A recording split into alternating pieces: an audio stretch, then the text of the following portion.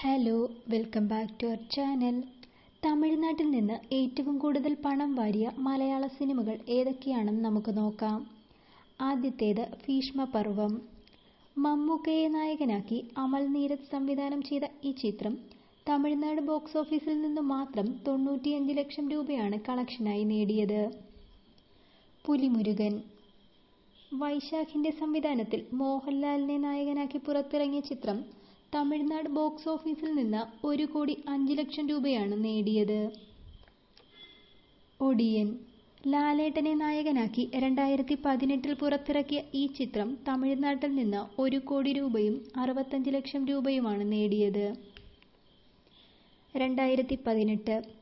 Jude Antony സംവിധാനം ചെയ്ത് 2023 release ചെയ്ത ഈ ചിത്രം തമിഴ്നാട്ടിൽ നിന്ന് 2 കോടി 30 ലക്ഷം രൂപയാണ് നേടിയത്.